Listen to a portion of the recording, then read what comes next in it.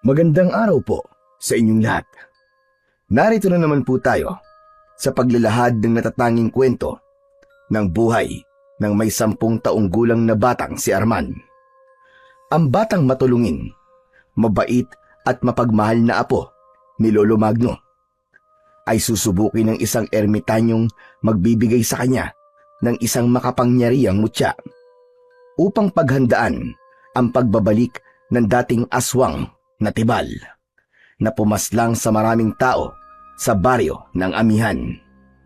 At ngayong muling magbabalik ang alagad ng dilim, ay magkakaroon si Arman ng isang mahalagang misyon na susubok sa kanyang katatagan at hahamon sa tibay ng kanilang samahan ng kanyang kaibigang si Froy. Magagawa kaya niyang matalo ang pinuno ng kadiliman? Magtagumpay kaya siyang ipagtanggol ang kanyang mga kababaryo laban sa kasamaan? Sama-sama po nating pakinggan ang pakikipagsapalaran ng batang may mutya ng mata ng kwago. Ngunit bago po ang lahat mga idol, huwag po nating kalimutan mag-subscribe at i-hit ang notification bell sa aking YouTube channel na The Voice Addict at Apong Isaak para sa mas marami pang makapigil hiningang kwentong aswang at katatakutan mula sa mundo ng kababalaghan. Umpisahan na po natin ang kwento. Arman! Arman! Aba, nandito ka lang pala sa likod ng bahay. Kanina pa ako naghahanap sa'yo. Ano bang ginagawa mo ritong bata ka? Hala, bakit niyo naman po ako hinahanap, Lolo Magno? Alam niyo naman po kung nasan ako eh. Aalis na po ba tayo? Teka, sandali lang po. Bakit niyo nga po pala ako hinahanap, Lolo? Pambihira ka naman bata ka, oo. Bakit naman kita hindi hahanapin? Gabing-gabi na. Hindi ka pa nag-aalala na baka matsyempo ang karito ng mga aswang? Ano ba kasi ang hinahanap mo dito? Madilim na oh. Pambihira naman kung kailang gabi na saka ka pa tumatambay dito sa likod ng bahay natin. Lolo naman hindi niyo po ba alam na sa gabi lang po lumalabas sa mga kuliglig? Natutuwa po kasi ako sa nililikha nilang ingay Saka nagpaalam naman po ako sa inyo kanina Ay, nakum bata ka. Oo, sige na.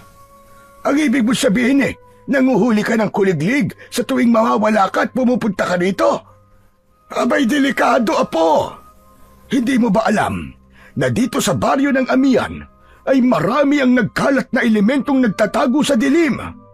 Paano kung matsyempuan mo ay ang kuliglig na alaga pala ng isang diwata o engkantong itim? Abay, Diyos ko kang bata ka. Kahit magpaalam ka pa sa akin, delikado yon. Dapat marunong ka pa rin mag-ingat sa lugar na pupuntahan mo. Lolo Magno, nag-iingat naman po talaga ako Saka po, sanay na po sa akin ng mga insektong panggabi. Pakiramdam ko nga po kapag nandito po ako ay masaya po sila. Kaya wag na po kayo mag-alala. Isa pa po, nandito naman po ako sa likod ng bahay natin Abay, kahit na. Kung may humila sa'yo rito at takluban ng bibig mo, walang makakapansin sa'yo dito. Diyos kong bata ito. Halika na nga. Umalis na tayo rito. Teka, alam mo na ba ang balita sa kabilang baryo? Nako, Arman, matatakot ka talaga sa ikikwento ko. Hindi ba't kilala mo naman si Raul, yung kalaro mo nung isang araw? Natagpuan ng mga magulang sa kakahuyan. Naliligo sa sariling dugo. At ang nakakatakot pa, ang balat punong-puno raw ng mga butas na parabang nanggaling sa matutulis na pangil. May hinala pa nga ang ilan na aswang daw ang may gawa nun sa bata. Lolo Magno, kasalanan po ni Raul kung bakit po siya napahamak. Hindi naman po nakakapagtakang may mangyaring masama sa hambog na yun, Lo Masyado po kasi siyang malupit sa mga hayop, kaya siguro pinarusahan po siya ng kalikasan. Jesus Mariosep na batang ere! Ay nako! Paano mong nasasabi ang mga bagay na yan Kaibigan mo siya, di ba? Lumalabas na parang sinisisi mo pa yung bata. Namatay na nga ang tao Hindi ba't ganun ka rin naman? Kapag pinairal mo ang katigasan ng ulo mo, abay, matutulad ka talaga kay Raul. Kaya't seryosohin mo ang mga sinasabi ko sa iyo at mga pinapayo. Dahil para sa iyo lahat yun. Lolo, kalma lang po kayo. Ang puso niyo po. Tumataas na naman po yung boses niyo eh. Lolo, magkaiba po kami ng kapalaran ni Raul. Kaya hindi po mangyayari sa akin ang mga nangyari sa kanya. Saka, paano po ba niyo nasasabing aswang po ang pumatay sa kanya? Wala naman po nakakita sa nilalang na pumatay sa kanya, di ba? Ay, nakong bata ka. Hindi ko na talaga alam ang gagawin sa iyo. Ang balita ko may bago na naman daw na biktima ang aswang. Malapit sa baryo natin. Lolo Magno, tigilan na po ninyo ang aswang-aswang na yan. Tama na po. Kung totoo po may aswang na gumagala at nambibiktima ng mga tao, aba, hindi po ba't problema na po yun, Kapitan? Diyos kong bata ito. Wala na akong mailusot na katwiran sa iyo. Kaya nga nag-aalala ko sa iyo nang bigla kang nawala kanina. Dahil totoong may gumagalang aswang nga sa baryo. Kaya sumunod ka na lamang sa mga sinasabi ko, Apo. Aba, nag-iisa lang ang buhay natin. Hindi natin maibabalik kapag nawala na. Pasensya na po kung pinag-alala ko po kayo, Lolo. Alam ko naman po na totoo po ang mga aswang. Kaya lang po, paano niyo pong nasabing aswang po may gawa nun? Wala pa naman po nakakakita sa mga nilalang na yon, hindi po ba? Hindi pa naman sigurado, Apo, tama ka. Kaya lang kakaiba talaga ang pagkamatay nila. Wakwak ang tiyan at nawawala ang laman loob. Kaya alam ng mga tao aswang ang may gawa nun. Ay nako, tara na nga, Apo. Pumasok na tayo sa loob ng bahay. Huwag ka nang manghuhuli ng mga insektong panggabi, ha? Nang hindi na ako palagi nag-aalala sa'yo. Pero Lo, hindi ko naman po pinapatay ang mga nahuhuli kong kuliglig. Ikinukulong ko lang po sila sa palad ko. Pagkatapos po, pinakikinggan ko po mga huni nila. Ang gaan po kasi sa pakiramdam ng nililikha po nilang mga tunog. Pambihira ka talagang bata ka, oo. Alam mo bang ang ikinamatay ni Raul ay ang panguhuli din ng kuliglig? Apo, makinig ka naman sa akin, parang awa mo na. Ano naman po ang koneksyon ng kuliglig sa pagkamatay ni Raul, Lo? Maliit lang naman po silang kulisap na walang kakayaang makapanakit ng tao. Malaki ang koneksyon, Arman. Dahil nakapagtatakang ang napapahamak lamang ay ang mga batang nanguhuli ng kuliglig sa gabi. Ang alam ko sa mga nangyayari, Apo, na madalas din na ikwento sa akin ng lolo ko dati, ang mga aswang tibal ang may gawa nun. Sila ang mga laman lupang isinumpa ng mga diwatang nagbabantay sa mga kuliglig. Ano po bang itsura ng laman lupa na isinumpa, Lolo Magno? At kung bakit po tibal po ang pangalan nila? Sila ang mga nilalang na kumakain ng laman loob ng tao. Ngunit ang pangkaraniwan nilang anyo ay parang mga taong paniki. Sila ang pinaghalong tiktik at balbal. Kaya sila tinawag na aswang na tibal. May paniniwala na ang mga aswang na tibal ay galing din sa kulay itim na usok na nilikha ng mga naisupang lamang lupa. Kaya lubha sila mapanganib, Apo. Hindi ko pa rin po naiintindihan, Lo, kung bakit ginagamit po ng mga aswang tibal ang mga kuliglig. Ay nako, mamaya na nga natin pag-usapan yan. Pumasok na muna tayo sa loob ng bahay natin. Hindi kasi maganda ang pakiramdam ko sa lugar na ito. Pero Lolo Magno, dito na po muna ako. Hindi naman po ako lalayo sa bahay Naku naman bata ka, oo. Hindi ka pa ba natatakot sa mga naikwento ko sa iyo? Tara na, tulungan mo na lamang ako maghanda ng ating hapunan. Bukas na lang tayo luluwas, papunta sa lumang sementeryo. Lolo Magno, sige na po. Kahit ngayon lang po. Wala pa po kasi ako nahuhuling kuliglig Hala sige, bahala ka na nga. Basta't wag na wag kang lalayo sa bahay At pagkatapos ko maghanda ng pagkain, ay tatawagin na rin kita. Hindi mo naman ba sinasaktan o pinapatay ang mga kuliglig? Naku, hindi po, Lo. Pinakakawalan ko rin po sila. Abay dapat lang.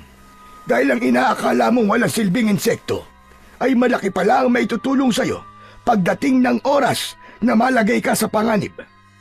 Hala, sige na. Bilisan mo na lang manghuli ng kuliglig at malapit ng lumalim ang gabi. Hinintay na muna ng may 10 taong gulang na batang si Arman ang pagpasok sa loob ng kanilang bahay ni Lolo Magno. Bago siya tumakbo papunta sa kakawyan na malapit naman sa kanilang bahay, nagawa naman sa kawayan at anahaw. Tanging ang liwanag lang ng buwan ang nagsisilbi niyang tanglaw sa daan. Marami rin ang mga alitap-tap na lumilipad sa mga puno.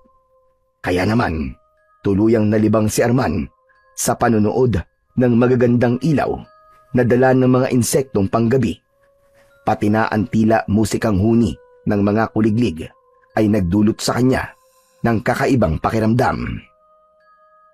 Sa Baryo Amihan ay sagana sa nagtataasang mga puno, malawak na bukirin, pati ng mga ilog na malakristal ang linaw.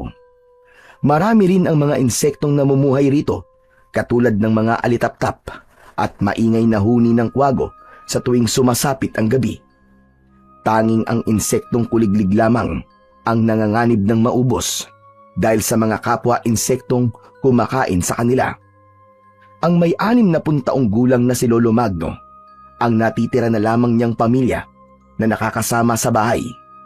Mahigpit ang matanda sa pagbabantay sa kanya, lalo na at marami ang napapabalitang sunod-sunod na pagkamatay ng mga bata sa kanilang lugar. Kaya halos sabik siyang maglayas at makipaglaro sa kapwa niya bata. Pero kahit ganun, hindi naman sumasama ang loob niya sa kanyang Lolo Magno. Naiintindihan niyang takot na itong mawalan ng mahal sa buhay, kagaya na nangyari sa kanyang mga magulang.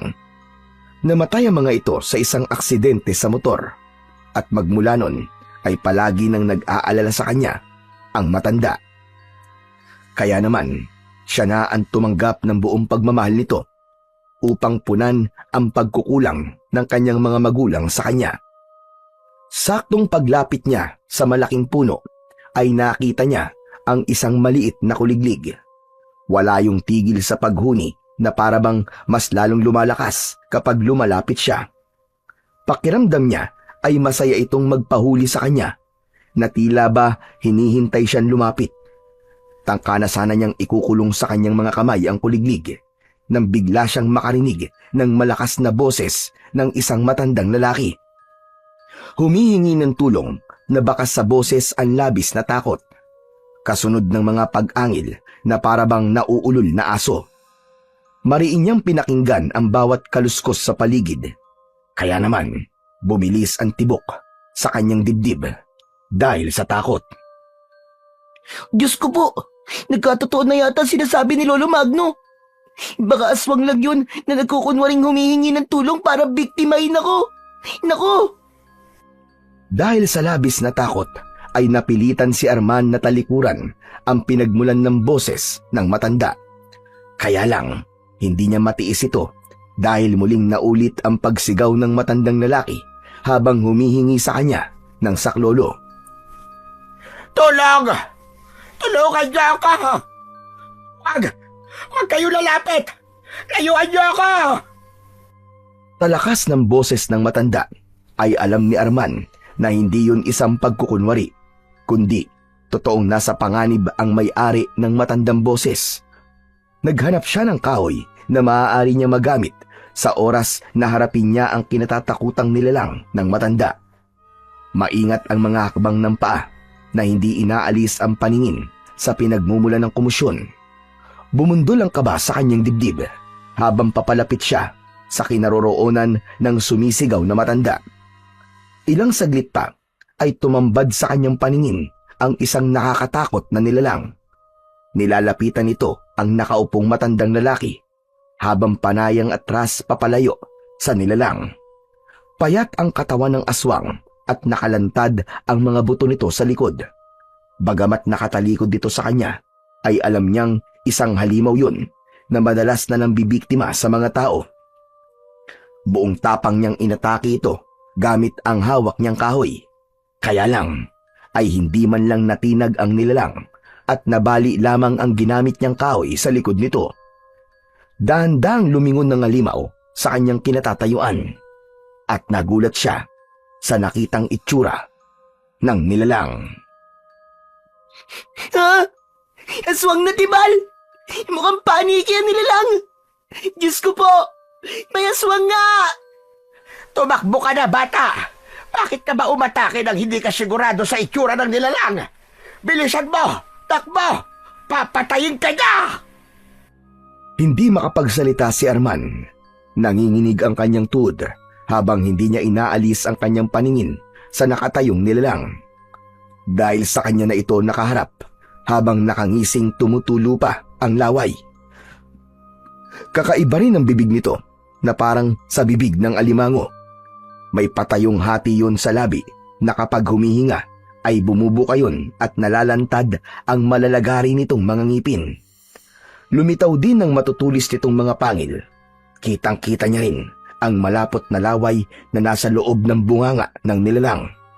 Kaya naman, ang labi ng aswang ay halos tumaklob na sa mukha nito. Takbo na! Tumakbo ka na! Saka lang natauhan si Arman sa malakas na boses ng matandang lalaki. Agad siyang pumihit ng takbo pabalik sa kanilang bahay. Kaya lang, biglang lumukso ang nilalang at humarang yon sa kanyang daraanan. Mas lalong nawala sa sarili si Arman nang makita niyang ang kuko ng aswang ay nakaamba sa kanyang muka. Handa na ito para siya ay atakihin. Wag! Lumayo ka! Tulong! Lolo Magno, tulong! Tulungan niyo po ako! Naramdaman ni Arman ang matinding pagsisisi na hindi siya nakinig kay Lolo Magno. Umagos ang masaganang luha sa kanyang mga mata nang makitang ang nilalang ay dahan-dahan ang humahakbang papalapit sa kanyang kinaroroonan. Hindi niya maalis ang kanyang paningin sa aswang na parabang nagmistulang patay na muling nabuhay. Kaya naman, wala siyang pakialam kahit saan pa siya mapunta. Ang mahalaga ay makalayo siya sa nilalang na yon na nagbabantang umatake sa kanya. Mabilis ang kanyang takbo na halos hindi na lumapat ang kanyang mga paa sa lupa. Ilang beses din siyang natitisod at bumabagsak sa lupa. At dahil sa labis na takot ni Arman, wala na rin siyang pakialam sa kung anong matulis na bagay ang bumabaon sa kanyang binti at paa. Sa madilim na bahagi ng kakauyan at tahimik na gabi, nagmistulang kulungan yon na tila hindi siya makalabas sa gubat. Kasabay ng mga huni ng kuwago ay nadagdagan yun sa takot na kanyang nararamdaman. Hanggang sa nakita niya ang makapal na dahon ng halaman. Doon siya nagtago habang hinahabol ang sariling paghinga. Dahil sa labis na pagod. Diyos ko! Panginoon ko! Tulungan niyo po ako! Ayoko pa pong mamatay! Nagligtas lamang po ako ng buhay! Nakasilip si Arman sa siwang ng malagong dahon ng halaman, habang ang konting liwanag ng buwan ay sumisilip din sa gawi ng kanyang kinaroroonan. Maya-maya pa, nakarinig na siya ng malalalim na paghinga ng isang nilalang. Kasunod, ang malakas na kaluskos ng mga paa na dahan-dahan sa paghakbang. Halos manlaki ang kanyang mga mata nang makita ang nilalang na tumigil sa tapat ng pinagtataguan niya. Palinga-linga pa ito sa paligid na tila ba hinahanap siya. Naluluwa na ang mga mata ni Arman habang titig na titig siya sa pagbukas at pagsara ng hati ng bibig ng aswang. Nagsipagtaasan ang mga balahibo niya sa katawan. Kaya naman, para mapigilan ang takot, nakagat niya ang kanyang palad at itinaklob niya yon sa kanyang bibig. Bawat paglinga ng aswang ay nagugulat siya at gustong-gusto niya nang tumakbo papalayo sa lugar na yon. Sa isip ay nasaan na ang matandang tinulungan niya dahil siya naman ang nasa panganib ngayon. Nakahinga lang siya ng maluwag nang umalis sa tapat niya ang aswang. Akma na sanang lalabas sa pinagtataguan si Arman nang may mga palad na tumaklob sa kanyang bibig at ibinalik siya sa halamang pinagtataguan. Nakita niya ang matandang tinulungan niya. Nasa likod niya ito at habol pa rin ang hininga. Huwag ka munang lumabas, iyo. Dito ka muna magtago. Lolo, ano po bang klaseng nilalang yun? Akala ko po pinabayaan niyo na ako eh. Pagkatapos ko po kayong tulungan. Hindi ko yun magagawa, Arman. Dahil sa pagkakaligtas mo sa akin, kaya buntik ka nang mapahamak. Teka, kilala niyo po ako? Bakit hindi ko naman makikilala ang batang may mabuting kalooban? Isang batang mahilig tumulong sa iba at palaging gumagawa ng kabutihan sa kapwa. Hindi ba't kaya ka naman nandito ay dahil binabantayan mo mga kuliglig?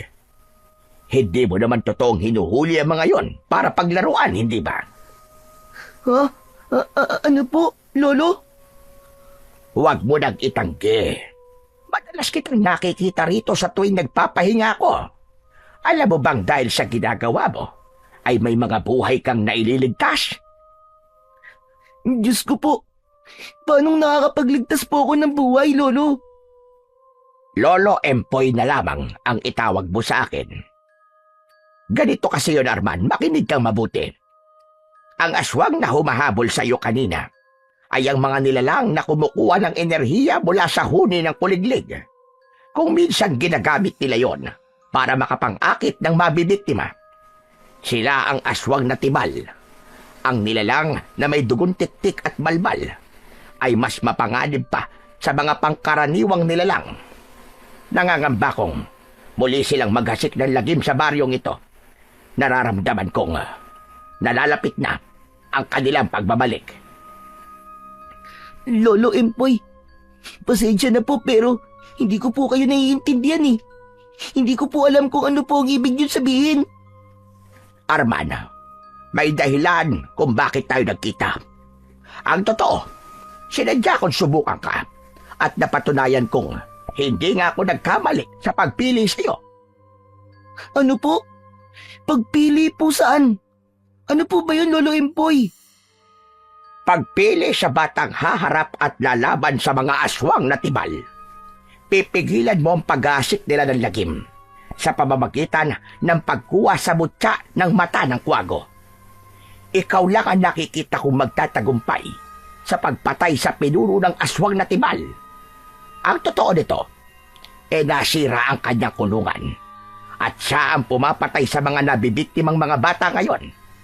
Ginagamit niya ang kuliglig para mangakit ng mga kabataan at magpalakas ng kapangyarihan. Malapit na siyang bumalik dahil alam kong nakakapag-ipon na siya ng mga alagad. Teka, sandali lang po, Lolo Empoy. Bakit ko naman po yung gagawin? Saka, ano pong pag-asik ng lagim ang sinasabi nyo? Pati na po ang tungkol sa nasirang kulungan. Naguguluhan po ako sa inyo eh. Lolo Empoy, gusto ko na pong umuwi. Baka nag-aalala na po sa akin ng Lolo Magno ko. Makinig ka. Malapit nang bumalik ang mga kampo ng kadiliman, Arman. At ang pagkasira ng kulungan ay tanda ng lumalakas niyang kapangyarihan. 50 taon na ang nakakalipas nang maikulong siya ng isang batang unang naging tagapangalaga ng mutya ng mata ng kwago. Kaya ito na lamang ang naiisip kong paraan para makalapit sa iyo at humingi ng tulong. Matagal na napatitig si Arman sa muka ni Lolo Empoy. Inaalam niya kung nagsasabi ba ito ng totoo o hindi. Hindi niya maintindihan kung ano ang sinasabi sa kanya ng matandang lalaki. Basta ang gusto lamang niya ng mga sandaling yun ay ang makauwi na sa kanilang bahay. Nag-aalala siya na baka hinahanap na siya ng kanyang Lolo Magno at sumunod pa ito sa kanya sa gubat at kapag nagkataon ay baka ang Lolo Magno naman niya ang habulin ng aswang na tibal. Pakinggan mo muna ako, Arman. Sa gitna ng kagubatang ito, matatagpuan mo ang mutya ng mata ng kwago. Maraming salamat sa pagtulong mo sa akin. Baybayin mo lang ang daan na to at makakarating ka na sa bahay niyo. Sinundan ni Arman ang masukal na daan na itinuro sa kanya ni Lolo Empoy. Sa muling paglingon niya sa kinaroroonan ng matanda, ay wala na ito. Naupaupo siya ng tuluyan sa lupa. Takot na takot siyang inilinga ang paningin sa paligid ng gubat. Ngunit walang palatandaan na naroroon pa rin ang matandang lalaki. Hindi niya maipaliwanag ang kanyang nararamdaman ng mga sandaling yun. Kaya naman, mabilis siyang tumayo at tinahak ang daang itinuro sa kanya ng matanda. Sa pagtataka niya, ay malapit lang pala ang kinaroroonan niya sa kinatatayuan ng bahay nila. Bukod pa ron, sa tagal ng pagtakbo niya kanina ay pakiramdam niya ay inililigaw na lamang siya at nagpapaikot-ikot sa gubat na yon. Mula sa kanyang kinatatayuan ay natanaw niya ang kanyang lolo Magno. Nakahawak ito sa dibdib habang pabalik-balik sa paglalakad na tila ba hinihintay siya. Umagos kagad ang luha niya sa kanyang pisngi nang matanaw ang matanda. Lolo Magno! Hay nakong bata ka! Saan ka ba nanggaling, Apo? Masyado mo kong pinag-alala. Lolo Magno! Patawarin niyo po ako ha. Lumayo po ako sa bahay at muntik na po akong atakihin ng aswang na tibal. Abay, Diyos ko po! Kaya ba nakarinig ako ng sigaw mo? Opo, iniligtas ko po matandang inaatake po ng aswang kanina. Kaya ako naman po ang hinabol ng halimaw. Mabuti na lamang po at nagawa ko po makapagtago sa halaman. Diyos ko nga po ko! Sinasabi ko naman kasi sa'yo, hindi ba? Pero hindi ka pa rin nakinig sa akin. Nasaan ba matandang tinulungan mo? Iyan nga po pinagtataka ko, Lolo Magno eh. Bigla na lang po kasi siyang nawala sa tabi ko. Ang sabi po niya ako raw po ang napili niya. Nahaharap po sa mga aswang na malapit na pong bumalik sa baryo natin. Para daw po magasik ng lagim dito. Lolo Magno, natatakot po ako. Para po kasing hindi siya nagbibiro sa mga sinabi niya sa akin. Napaantandang krus si Lolo Magno nang marinig nito ang mga sinabi ni Arman. Bigla siya nitong kinabig at mahigpit na niyakap. Ramdam na ramdam niya ang takot sa nanginginig na kamay ng matanda. Halika na po! Pumasok na muna tayo sa loob ng bahay! Bilisan mo! Halos kalad ka rin ni Lolo Magno si Arman para lang makaalis sa lugar na yon. Nang makapasok na sila sa loob ng bahay, ay mabilis na isinara ni Lolo Magno ang pintuan at mga bintana. Halata sa kilos nito ang pag-aalala dahil napapadalas ang paglinga sa paligid. Kaya naman, nagtanong na si Arman. Teka, Lolo Magno. Bakit po parang bigla po kayong natatakot? Apo, hindi mo ba alam na mapanganib kung magbabalik ang mga aswang na tibal? Sino ba matandang nakausap mo kanina? Ang sabi po niya sa akin siya raw po si Lolo Empoy. Tuluyang napalugmok sa upuang gawa sa kawayan ng matanda. Nanghihina itong sunod-sunod ang pagbuntong hininga. Napansin din niya ang panginginig ng mga kamay nito habang hindi ito makatingin sa gawi niya. Mas lalong kinabahan si Arman sa kakaibang ikinikilos ng kanyang lolo. Lolo Magno, ano po ba nangyayari sa inyo? Bakit bigla po kayo nagkakaganyan nang mabanggit ko po ang pangalan ni Lolo Empoy? Kilala niyo po ba siya? Apo, hindi siya ordinaryong tao. Isa siyang diwata. At ang pagpapakita niya sa iyo ay isang masamang pangitain na malapit na nga magbalik ang kampo ng kadiliman. Sila ang mga nilalang na umubos noon sa mga batang nakatira sa baryong ito. Si Lolo Empoy, isa siyang babala para sa iyo.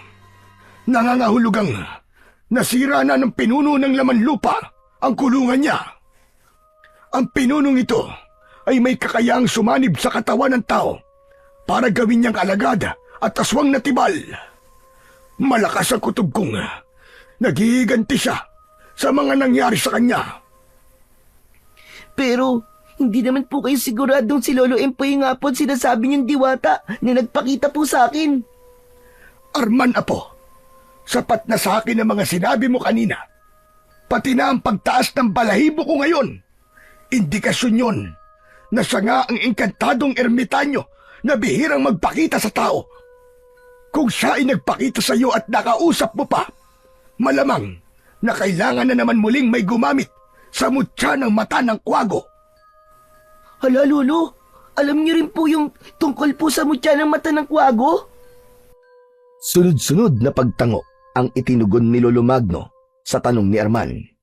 Pagkatapos ay kumuha ito ng tubig sa kusina at sunod-sunod ang paglagok nito sa pag-inom ng tubig. Naguguluhan man ay bigla pa ring nag-alala si Arman dahil siya mismo ang kinausap ng matanda para kunin ang mutyang sinasabi nito at hindi niya alam kung saan matatagpuan ang mutya. Muling naupo si Lolo Magno sa bangkong paharap sa kanya at hinawakan ang kanyang dalawang kamay. Apo, ano kaya kung humalis na lamang tayo rito? Ano po? Pero bakit naman po tayo aalis?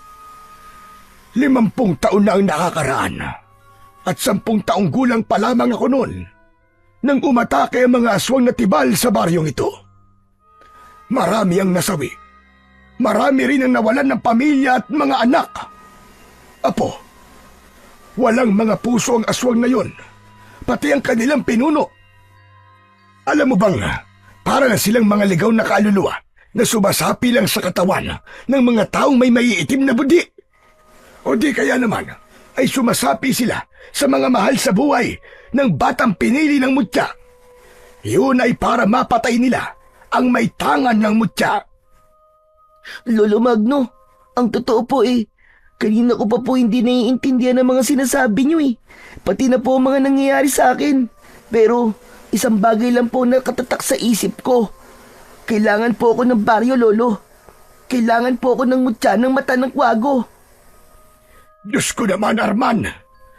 Hindi ko na alam ang gagawin ko kung paano ko pang ipapaliwanag sa iyo ang lahat. Bumalik ang mga aswang na tibal dahil sa batang unang gumamit sa mutya ng mata ng kwago. Pagkatapos ay sasabihin mong ikaw ang pinili. Alam mo ba kung ano ang kaakibat na tungkulin para sa mutya? Kaya't nakikiusap ako sa iyo, Apo Arman. Umalis na lamang tayo dito.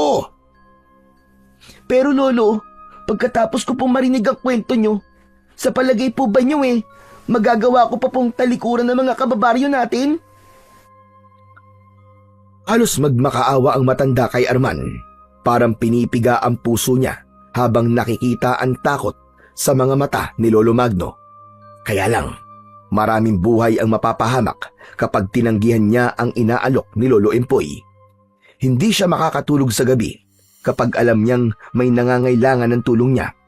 Idagdag pa ang konsensyang siya ang magiging dahilan kapag marami ang mga nasawi dahil sa pagtanggi niya sa mutya. Sinasabi mo ba, Apo? Natatanggapin mo ang mutyang sinasabi ng ermitanyong yon? Opo, Lo. At naniniwala po kung kaya po ako napili ni Lolo Empoy dahil alam niya po na magtatagumpay ako. Ipagtatanggol ko po ang baryo natin, Lo. Laban po sa mga aswang na tibal. Hindi mo kilala ang kalaban mo dito, Apo. Isa siyang masamang usok na sumasanib sa isang taong may masamang loob.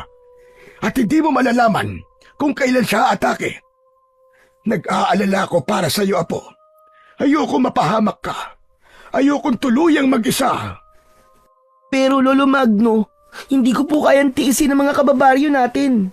Kilala niyo po ako. Hindi ko po magagawang umalis na lang ng basta habang nasa panganib po mga tao sa baryong to. Hindi na narinig pa ni Arman na nagsalita si Lolo Magno. Matapos niyang ipahayag na tinatanggap niya ang inaalok ni Lolo Empoy sa kanya. Ang kailangan lang ay mahanap ulit si Lolo Empoy para sa ibang mga detalye kung paanong makukuha ang mutya ng mata ng kwago. Hanggang sa paghiga ni Arman sa katre ay hindi na siya dinalaw pa ng antok. Magulo ang kanyang isip dahil sa mga nangyari sa kanya kanina. Hindi niya namalayan kung paano siyang nakatulog kagabi.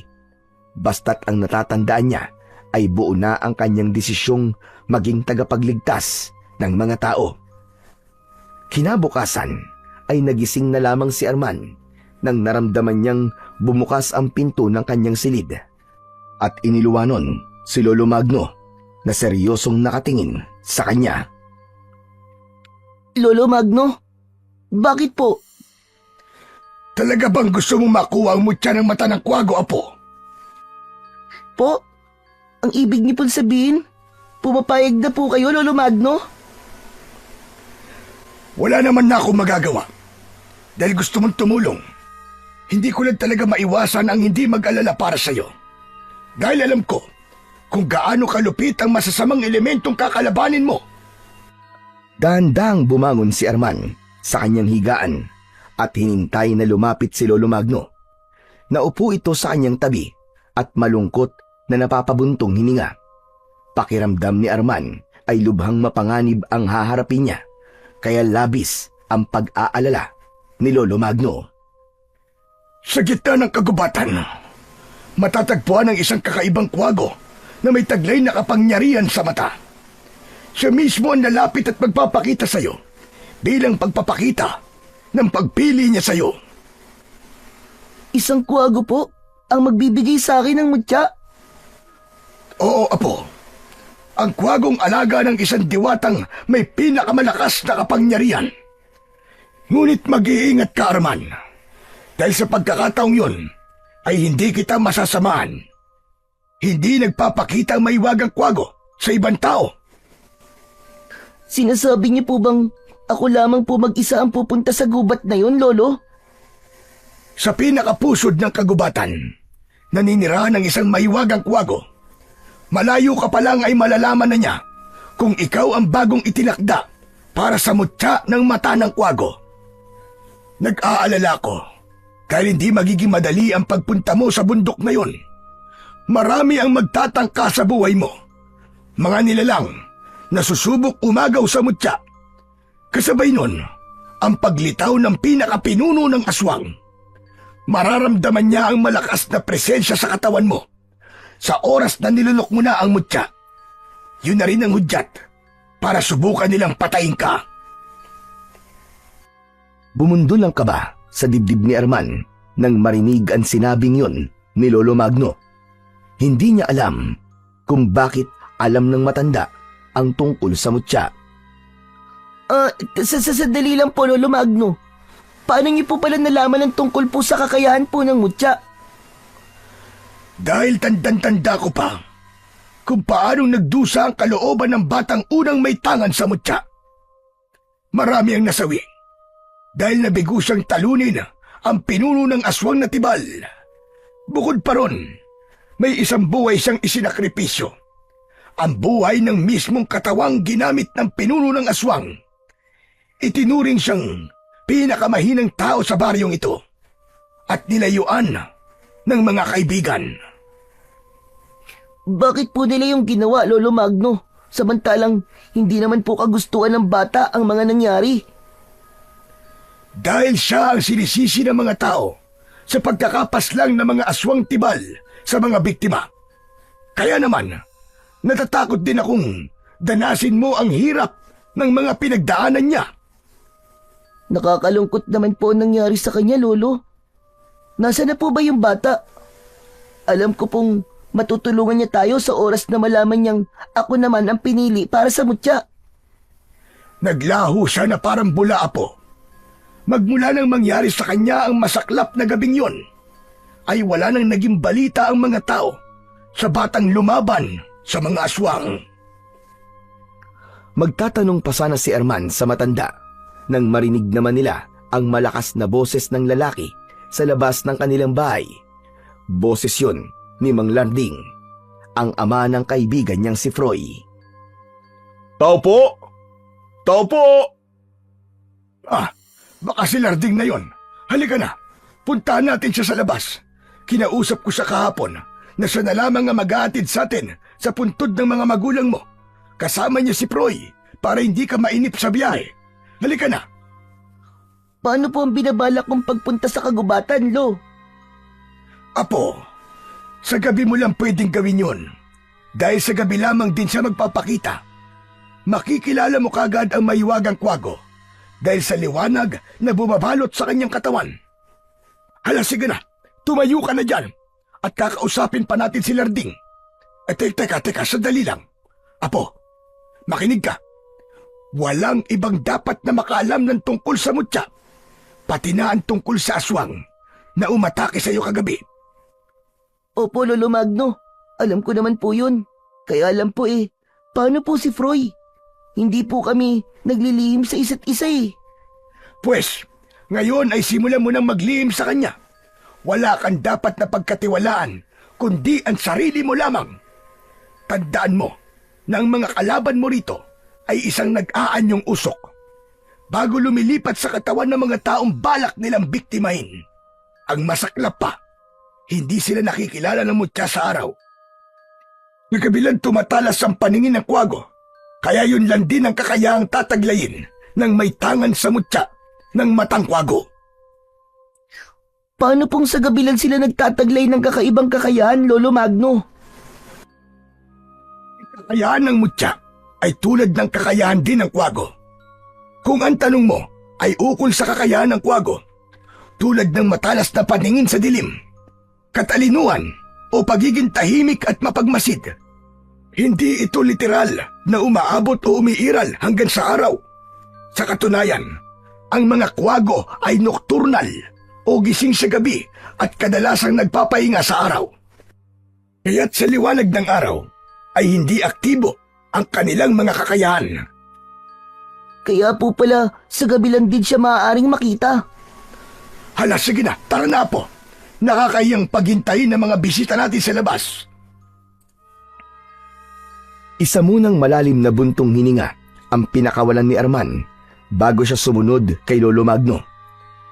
Palabas ito ng kwarto at diretso sila sa labas ng balkonahe. Nakita niya kagad ang nakatayong sina Froy at Mang Larding. Nakahanda ng mga ito sa pagbiyahe gamit ang sarili nitong pampasadang tricycle. Nakangiting tinignan siya ni Froy habang ang ama naman nitong si Mang Larding ay kausap ang lolo niyang si Lolo Magno. Mabilis siyang nilapitan ni Froy. Bakas sa boses nito ang konting pagtatampo. Grabe ka naman, Tol. Hindi mo sinabi sa akin na pupunta pala kayo ni Lolo Magno sa sementeryo. Alam mo naman na doon din nakalibing si nanay Ano ka ba naman, Tol? Kagabi ko lang din naman nalaman na pupunta kami ni Lolo Magno sa sementeryo Saka, nandito ka naman na, di ba? Oh, hindi pa ba kayo handa sa pag-alis natin? Ikaw naman, Arman, bakit hindi ka pabihis? Teka, ngayon na po ba tayo aalis, Mang Larding? Oo naman, kailangan natin makabalik kagad bago dumilim. Alam niyo naman, di ba, na marami ang panganib na nag-aabang sa daraanan natin. Hala, sige na Arman. Magbihis ka na at tama si Larding. Kailangan natin makabalik sa bahay bago dumilim ang paligid. Sige na, Tol. Maghihintay kami rito sa balkonahe. Bilisan mo. Sige, Tol. Saglit lang ako. Mabilis na tumalikod si Arman sa kaibigan niyang si Froy, habang naiwan naman ang dalawang matanda na nag-uusap. Pagpasok niya sa loob ng kanyang kwarto, ay nahagip ng kanyang paningin ang kwagong nakadapo sa bintana ng kanyang silid. Nang akma na sana niyang lalapitan ito, nang bigla naman itong lumipad, papalayo. Ano ba tong nangyayari sa akin? Magmula nang marinig ko sinabi ni Lolo Magno, palagi na akong nag-aalala at umaasang magpapakita sa akin ng mahiwagang kwago. Sa kabila ng magulong pag-iisip ni Arman ay ipinagpatuloy niya ang pagpapalit ng damit. Pagkalipas ng ilang minuto ay lumabas na siya sa kanyang kwarto. Nauna nang sumakay sa sasakyan si Mang Larding, habang sina Froy at Lolo Magno naman ay hinintay siyang lumabas ng bahay. Ang mga ito na mismo ang nagsara ng pintuan at bintana bago sila tuluyang umalis sakay ng tricycle. Ngunit pagdating nila sa sangandaan ay nakita nila ang maraming umpukan ng mga tao. May umiiyak na isang babae na halos mawalan ng malay. Inaalalayan ito ng ilang mga kamag-anak habang meron pang isang nagpapaamoy ng mabangong bulaklak ng sampagita upang mabawasan ang pagkahilo ng babae. Teka, sandali lang po, Tatay Magno. Ang mabuti pa po alamin natin kung ano nangyayari. Kung bakit nakaharang ang mga tao sa daraanan natin. Hindi po kasi tayo makadaan Hala, sige. Ikaw nang bahala. Ang mabuti pa kaya, Arman dumito na muna kayo ni Froy sa loob ng sasakyan at sasamahan ko muna si Larding para tignan kung ano ang pinagkakaguluhan ng mga tao. Sasama po ako sa inyo, Lolo Magno. Hindi na. Sa tingin ko may nangyari rito. Hindi tamang sumama pa kayo. Sige na, diyan na lamang kayong dalawa ni Froy. Tara na po, Tatay Magno. Gumalaw ng bahagya ang sinasakyan nilang tricycle nang umalis sina Lolo Magno at Mang Larding sa backride ng sasakyan. Habang silang dalawa ni Froy ay nakasilip sa unahan ng sasakyan sa mismong salamin. Kitang-kita nila na merong mga tanod ang dumating sa umpukan ng mga tao. Kasunod ang pagbuhat sa inuusungang duyan ng ilang mga kalalakihan.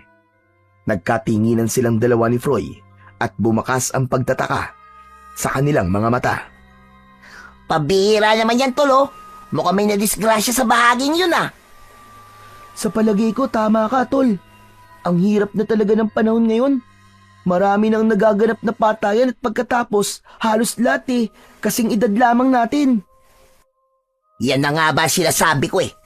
Tayo na naman ang maapektuhan sa pangyayaring to dahil sigurado kong mas lalo tayong paghihigpitan ni na Tatay at Lolo Magno.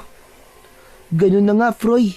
Pati si Lolo Magno, palagi na nakabantay sa akin eh. Hindi na ako makapaglaro kasama ka. Ayos lang naman yun, Tol. Alam ko naman na nag-aalala lamang sila sa atin eh. Magsasalita pa sana si Arman nang makita niyang naglalakad ng pabalik ang dalawa sa tricycle. Habang ang mga tao naman na nakikiusyoso sa lugar ay nagsimula na ring umalis. Habang si Arman naman ay hindi makapaghintay na hindi malaman sa lolo niya kung ano ba ang nangyari sa batang inusong sa duyan. Kaya't pagkasakay ni Lolo Magno ay kagad niya itong tinanong. Lolo Magno, ano po nangyari sa batang nakalagay po sa duyan na gawa po sa tela? Ay naku, Apo. Ang mabuti pa kaya huwag mo nang alamin. Masyadong brutal ang pagkakapaslang sa bata. Mukhang tama nga po yata ang kumakalat na balita, Tatay Magno, na may aswang na raw po na nakapasok sa baryo natin. Kaya ikaw, Froy, makinig ka sa mga sinasabi ko. Nakikita naman ninyo kung ano nangyayari sa mga batang matitigas ang ulo.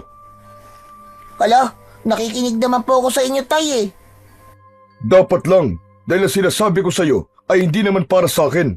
Para sa iyo yun, dahil ayoko mapahamak ka. Ang dapat po pala, Mang Larding, magkaroon ng malawakang pagroronda sa baryo natin nang sa ganun po mabawasan po mga namamatay na bata. Bukod pa ron, Arman, kailangan bawasan rin ng mga bata ang katigasan ng kanilang ulo nang hindi sila napapahamak. Naku talaga, kung sa akin nangyari at namatay ang anak ko dahil sa mga aswang na yun, baka hindi ako makatulog. Araw-gabi ko silang hahanapin. Baka nga ultimong alagang hayop na mga aswang na yan, patayin ko. Hay nako, Larding. Pambihira ka naman tao ka. Nasa harap ka ng anak mo, hindi mo dapat sinasabi ang mga bagay na yan. Hala, sige na. Paandarin mo na itong sasakyan at nang makaalis na agad tayo. Si Mang Larding ang isa sa pinakamahalagang tao sa buhay ni Lolo Magno. Kahit hindi ito kadugo ng matanda, ay itinuring na nila itong kapamilya. Si Mang Larding ang nag-iisang kaibigan ng kanyang amang si Mang Hiner bago ito namatay at ibinilin nito kay Mang Larding si Lolo Magno. Kaya magmula noon ay parang ito na ang pumalit na anak ng matanda. Naging matalik silang magkaibigan ni Froy na halos ang turingan nila sa isa't isa ay para nang magkapatid. Parang sila ang bagong bersyon ng kanilang ama. Muling binuhay ni Mang Larding ang makina ng tricycle at mabilis na pinaandar yun. Nadaanan pa nila ang ilang bahid ng dugo na dumikit sa lupa. Kaya naman, biglang nakaramdam ng pag-aalala si Arman dahil sa sunod-sunod na pagkamatay ng mga batang lalaki. Ang ipinagtataka lamang niya ay kung bakit halos lahat ng edad ng nagiging biktima ay mga kasing edad lamang niya. Pagkalipas ng ilang minutong pagbiyahe, ay narating na nila ang sementeryo. Naunang bumaba si Mang Larding at Froy papunta sa puntod ng nanay nito, habang silang dalawa naman ni Lolo Magno ay nanatiling nakatayo malapit sa may tricycle. Lolo Magno, yung po bang nangyari kanina? Konektado po ba yun sa aswang na pinag-uusapan natin? Pambihira na yan, oo. Ano ka ba naman bata ka? Hindi ba't kabilin-bilinan ko sa'yo kanina na hindi natin pag-uusapan yan dito? Pero tayong dalawa lang naman po nandito ngayon eh. Kasi nauna na po si Namang Larding at Froy sa puntod ni Aling Sisa. Hindi ko lang po maiwasang hindi mag-alala, Lolo. O tapos ngayon, nag-aalala ka na. Simula pa lamang ito, Apo. Marami ka pang makakasagupang mga aswang sa oras na mahawakan mo na ang mutya. Lalo na kapag pumasok na yon sa katawan mo. Wala nang atrasan to. Hindi yun mainit na kanin na kapag napasok ka, ay iluluwa mo. Kapag nalunok ko na po ang mutya eh, matatanggal pa po ba to sa loob ng katawan ko? Matatanggal mo lang ang mutya sa loob ng katawan mo kapag natalo mo na ang pinuno ng mga aswang. At hindi lang basta roon natatapos sa mga pagsubok na kakaharapin mo. Kaya dapat palagi kang handa. Tandaan mo, Apo, may kapangyarihang taglay ang kalaban mo.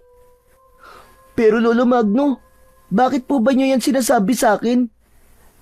Para po kasing tinatakot lamang po niyo ako eh. Dahil sinasabi ko to sa'yo, para pag-isipan mong mabuti ang magiging desisyon mo. Hala, sige na. Lapitan na natin ang puntod ng mga magulang mo. Huwag na muna natin pag-usapan dito tungkol sa mutya. Nagkakaintindihan ba tayo, Arman? Opo, Lolo Magno. Pero kailangan ko pa rin po makipag-usap kay Lolo Empoy. Arman, Apo. Tama na! Hindi yan dapat dito pinag-uusapan. Nandito tayo para alalahanin ang araw na ito bilang anibersaryo ng pagkamatay ng mga magulang mo. Ang kulit mo talaga. Hindi ka nakikinig sa mga sinasabi ko eh. Tila gumuhit ang kirot sa puso ni Arman nang marinig na anibersaryo na pala ng pagkamatay ng kanyang mga magulang. 5 taon na rin ang nakakalipas magmula nang mawalan siya ng ama at ina. Masakit man sa kanya na hindi niya kasama ang mga magulang, subalit nagpapasalamat pa rin siya na may Lolo Magno siyang palaging nagbabantay sa kanya. Maraming gumugulo sa kanyang isip. Inaalala niya kung paano niya mahahanap ang mutya ng mata ng kwago. Nararamdaman din niya na tila pasikip na ng pasikip para sa kanya ang baryong ginagalawan. Pakiramdam niya ay meron siyang isang napakahalagang misyon na dapat tuparin. Bukod pa ron ay nararamdaman din niya ang takot na baka matulad siya sa unang batang nagtaglay ng mutya. Mabigo rin siya at mawalan ng mga mahal sa buhay. Ilang oras lang ang itinagal nila sa harap ng puntod. Nag-alay lamang sila ng konting bulaklak, kandila at taimtim na panalangin bago nila pinagmasdan ang paligid ng lumang sementeryo.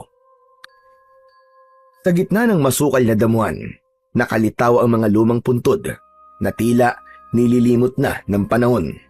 Ang mga nicho'y may lamat at kupas na pintura at ang ilan ay bahagyang lumulubog na sa lupa. Animoy pilit na nilalamon ng daigdig ang alaala ng mga nakalibing. Pabaling-baling ang hangin, sumasayaw sa alikabok at ang mga tuyong dahon na natatangay ng ihip ng hangin. Nababalot ng lungkot ang kapaligiran.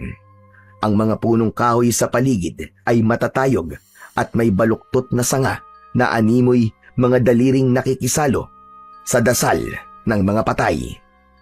Sa bawat takbang, kumakaluskos ang mga tuyong dahon, habang ang mga natuyong mga bulaklak ay sumama sa basurang nakakalat sa lupa. Saka lamang nila nilisan ang lugar at muling bumalik sa kanilang mga bahay. Pagdating nila sa bahay ay nagpaalam na rin ang mag-amang Mang Larding at Froy. Ayon dito ay bigla raw sumama ang pakiramdam ni Mang Larding. Kaya naman, naiwan sila ni Lolo Magno na naghahanda naman ng dadalhin ni Arman sa pagpunta niya sa kagubatan. Ilang oras talaga po ay malapit ng dumilim ang paligid. Mas kailangan mong magsimulang maglakad para naaaninaw mo pa rin ang daan. Talaga po bang hindi niyo ako maaaring samahan, Lolo Magno? Oo, Apo. Haharapin mo ito ng mag-isa. Kung ganun po kakailanganin ko na pong umalis. Maraming salamat po, Lolo Magno. Apo, mag-iingat ka ha. Sikapin mong umuwi ng ligtas dito sa ating bahay. Hihintayin kita, Apo ko. Mahigpit na niyakap ni Arman ang nag-aalalang si Lolo Magno. Maging siya ay hindi mawala ang kaba sa kanyang dibdib. Dahil alam niyang mapanganib ang lugar na kanyang pupuntahan. Inihanda niya ang lumang gasera at ang buntot ng pagi na madalas niyang nakikita sa matanda. Mabigat ang hakbang ng mga paa na nagsimula na siyang maglakad papasok sa kakawyan. Ang madilim na bahagi ng kagubatan ay nagbigay sa kanya ng kilabot. Maging ang malamig na simoy ng hangin ay nakadagdag sa takot na kanyang nararamdaman. Maya-maya pa ay naramdaman niyang parang may humuhuni ng kakaibang hayop na hindi niya alam kung ano ang tawag. Malakas ang kaluskos na parabang nasa paligid lamang niya ang nilalang na nakasunod sa kanya. Mas nilakihan pa niya ang kanyang pagakbang at nagmamadaling binagtas ang daan paakyat sa matarik na burol. Pero bigla siyang napatigil sa paglalakad nang tamaan ng liwanag na nagmumula sa kanyang gasera ang isang nilalang na may payat na katawan. Makintab ang balat at nakabuka ang biyak nitong bibig. Napaatras siya sa pagakbang at hindi inaalis ang paningin sa nilalang na tila nagkukumpas ang mga kamay sa hangin. Umalingasaw rin ang mabahong singaw ng katawan nito na tila ba nabubulok na laman ng hayop. Inihaya niya ang hawak niyang buntot ng pagi. Kaya naman, napapaatras itong napapalayo sa kanyang tanga na sandata. Nanginginig ang kanyang tuhod kasunod ng pagbabago sa anyo ng nilalang na nasa kanyang harapan. Mas mabangis at mas nakakatakot ang paraan ng paglalakad nito papalapit sa kanyang kinatatayuan. Umangil ito ng malakas at inilabas ang malasangan nitong mga dila. Napaatras siya ng hakbang habang hindi inaalis ang tingin sa nakatayong aswang. Ngayong nasa harapan na niya ang malapaniking nilalang, biglang nanigas ang kanyang mga tuhod nang dahil sa takot. Kapag sineswerte ka nga naman, hindi na ako mahihirapang maghanap sa batang itinakda para maging bagong tagapagbantay sa mutya ng kuwago. Kahit wala pa man sa'yo ang mutya, alam kong kaya ka naririto ay dahil sa mutya. Mukhang malinamnaman dugo mo, bata. Dahil ikaw ang pinili ng diwatang yon. Saan ka mapupunta? Hahanapin mo na ba kung nasa na mutya? Maaari ba akong sumama? Ako po! Hindi! Nagkakamali ka po! Hindi akong pinili at wala rin akong alam sa mutya! Kaya umalis ka na sa daraanan ko! Huwag ka lalapit! Lumayo ka! Lumayo ka! Huwag ka nang magsinungaling, bata! Alam kong kaya ka nandito ay dahil sa mutya. Hindi ka makakarating dito sa pusod ng kagubatan kung wala kang pakay sa lugar na to, tama ba? Kanina pa kitang sinusundan at alam kong ikaw ang batang nakaukit sa propesiya. Ikaw ang bagong pumalit sa batang tinalo ko noon. Nagkakamali ka! Lumayo ka sa akin! Kung ayaw mo masaktan, lumayo ka! Bakit naman ako lalayo? Nandito ka na. Palalampasin ko pa ba ang pagkakataong mapapatay ko na ang batang pinili? Hindi ako tanga para pakawalan ka pa.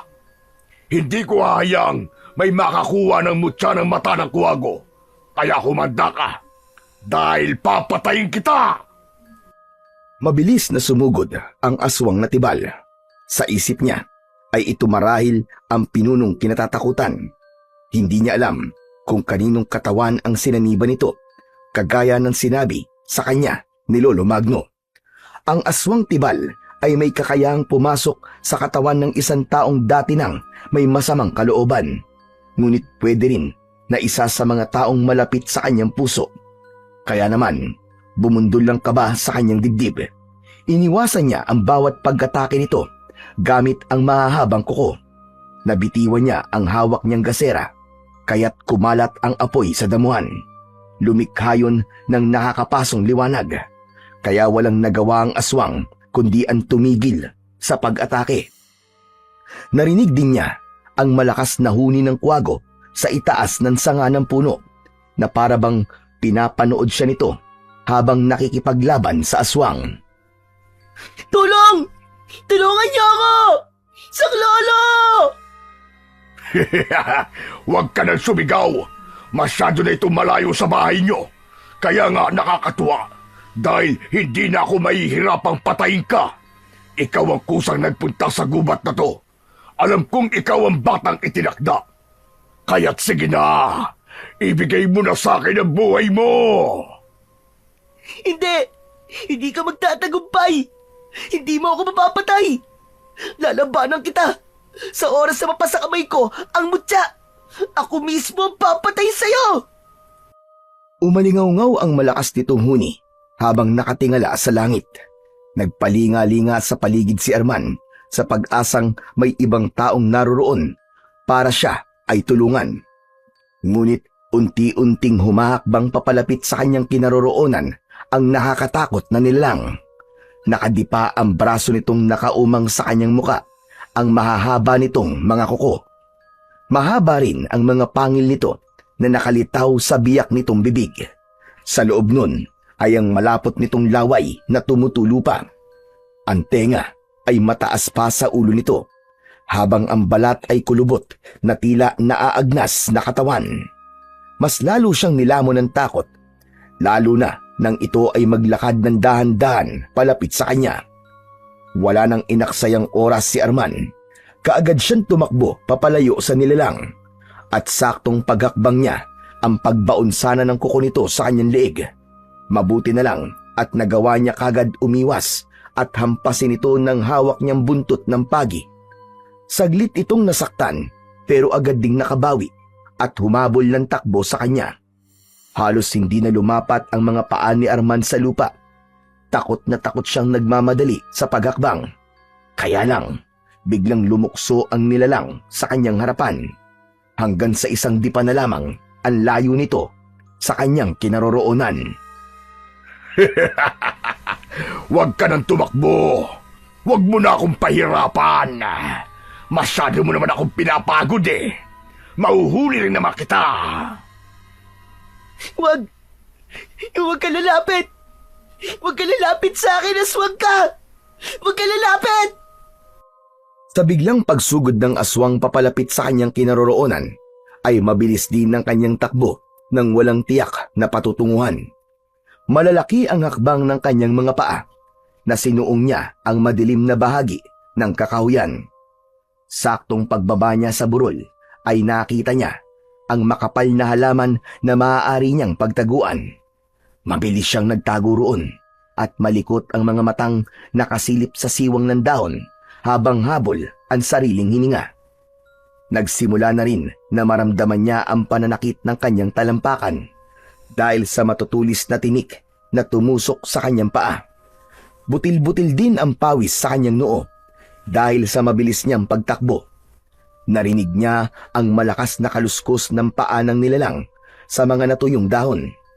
Parang naulit lamang ang tagpong yun nang una niyang makita ang nilalang. Ipinagdasal na lamang niya na sana sa pangalawang pagkakataon ay ligtas pa siyang makauwi kay Lolo Magno. Kahit na anong mangyari, hindi mo ako mapipigilang kunin ang mutya ng mata ng kwago. Diyos ko, tulungan niyo po ako. Ito po pala ang dahilan kung bakit sobrang nag-aalala sa akin si Lolo Magno. Ngunit kailangan ko po itong gawin, Panginoon, para hindi na po maulit ang pambibiktima ng nilalang na yon. Maya-maya pa ay nawala na ang ingay sa paligid. Bago lumabas ng halaman ay inilinga na muna niya ang kanyang paningin para masigurong wala na nga ang bakas ng aswang. Hindi na siya nagdalawang isip. Alam niyang ginagabayan siya ng Panginoon. Malalaki ang hakbang ng mga paa na nagpunta siya sa pusod ng kagubatan. Yun ang kinalalagyan ng puno ng balete na direktang nasisikatan ng liwanag ng bilog na buwan. Halos mabingi siya sa lakas ng kabog ng kanyang dibdib. Tuluyan na nga siyang nakatakas sa pangahabol sa kanya ng nakakatakot na aswang. Matagal siyang naghintay sa lugar na yon hanggang sa marinig niya ang boses ng isang matandang lalaki. Tulong! May tao ba riyan? Tulungan mo ako! Arman! Lolo Empoy! Diyos ko! Ano pong ginagawa niyo rito? Ano pa nga ba? E di sinasamahan ka. Anak ng 3 tipaklong naman, oo. Inatake ako ng aswang na yung kanina at nahulog ako rito sa malalim na ugat. Ay, nako! Hanggang kailan ba matatapos ang kamalasang ito? Hindi alam ni Arman kung matatawa ba siya o magtataka sa ikinikilos ng matanda. Sa tuwing nagkikita kasi sila, palagi na lamang itong nalalagay sa panganib. Kung hindi inatake ng aswang, ngayon naman ay naipit sa ugat ng puno at hindi makatayo. Hinawakan niya ang kamay nitong nakalahad sa kanya at hinila niya ito pakabig para alalayan itong tumayo. Saktong pagtayo nito, pinispisyan ang narumiang damit at naupo naman ito sa malaking ugat. Habol ang hininga na pangiwi-ngiwi pa ang muka dahil sa sakit ng sugat sa paa nito. Nagpunta po ako rito, Lolo Empoy, para po dun sa mutya na sinasabi niyo. Kung ganun pala, ay tinatanggap mo na ang inaalok ko sa'yo. Nakita mo naman siguro ang nilalang na muntik nang umatake sa'yo kanina.